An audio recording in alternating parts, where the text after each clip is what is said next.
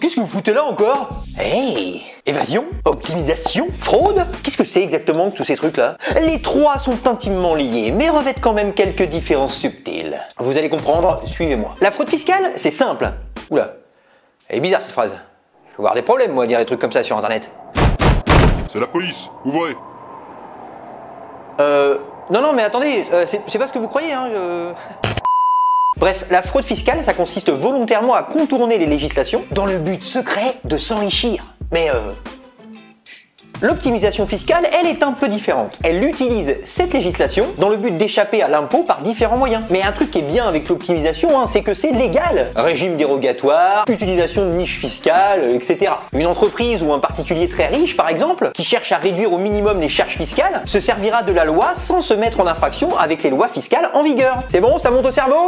Ça va? Bon, je vais quand même vous donner un exemple fictif, on va dire. J'ai 1 million d'euros à dépenser. Bon, c'est pas vrai, hein, mais pour l'exemple.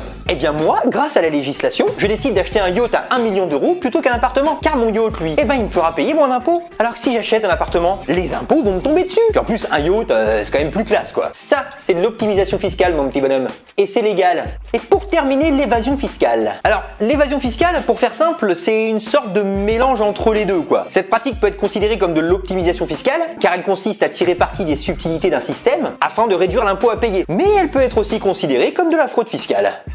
Oui, parfaitement, oui. Dans la mesure où elle constitue un abus de droit. Mais bon, en pratique, démontrer que l'évasion c'est de la fraude, pour l'administration fiscale c'est quasiment impossible. L'évasion fiscale se place donc quelque part entre la fraude et l'optimisation. Exemple d'évasion fiscale. En France, en 2015, Starbucks a réalisé un chiffre d'affaires de 95 millions d'euros et a déclaré un bénéfice d'environ 700 000 euros. Pourtant, cette entreprise n'a pas versé 1 centime d'impôt sur les sociétés. Pour faire simple, Starbucks, grâce à une niche fiscale, a réussi l'exploit de ne pas payer d'impôts, même en étant bénéficiaire. Et ça, c'est plutôt cool, quoi, tu vois, c'est bien. C'est intéressant, quoi, tu vois. Ouais. Mais bon, rassurez-vous, Starbucks, c'est pas les seuls. Il y a aussi Apple, BNP, Ikea, McDonald's, Société Générale, Total, Google, bref, on peut continuer des heures comme ça, les énumérer tellement il y en a. Tout cela pratique l'évasion fiscale. Alors pour que vous puissiez vous rendre compte, ça fait perdre des sommes colossales à la France. Et donc à toi, jeune effronté. C'est-à-dire qu'on nous vole légalement, en quelque sorte, ouais. Parce que les impôts, là, que devraient payer toutes ces entreprises, ça sert à financer les services publics, les infrastructures ou les dépenses d'avenir. T'arrives à imaginer le niveau du scandale, quoi, tu vois. Mais Jordanix, concrètement, qu'est-ce qu'on peut faire pour lutter contre ce fléau? Oula, bah, attends, mais moi je n'en sais rien du tout là, mon petit bonhomme, tu vas te calmer. T'as qu'à demander à Cahuzac.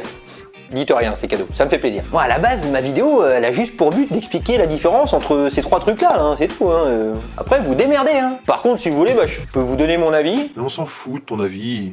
Merci. Bon alors, à mon avis, il est complètement inutile de s'en prendre à ces acteurs-là qui pratiquent l'évasion fiscale. Oui, Florent Pagny aussi d'ailleurs. S'en prendre à ce mec-là ou à ces entreprises, c'est à peu près aussi stupide que d'en vouloir à un mec parce qu'il roule à 130 sur l'autoroute, quoi, tu vois. Salaud! Pourquoi tu roules à 130 sur l'autoroute, je sais pas, c'est la loi, c'est comme ça. La loi, elle me dit que j'ai le droit, alors je fais. Non?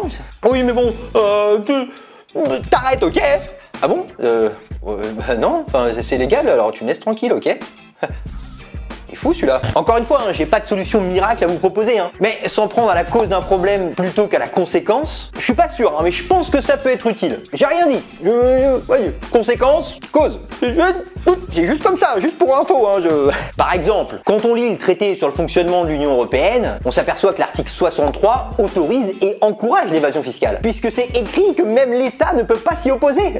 À mon avis, il y a quelque chose à faire ici, là, je crois. Je dis pas que cet article-là est la seule cause possible et la cause absolue, mais en tout cas, c'est une cause, indéniablement. Moi, ce que je dis juste, c'est que si on commence déjà à regarder au bon endroit, à mon avis, on va peut-être pouvoir commencer à avancer là. Et toi, t'en penses quoi, mon petit bonhomme?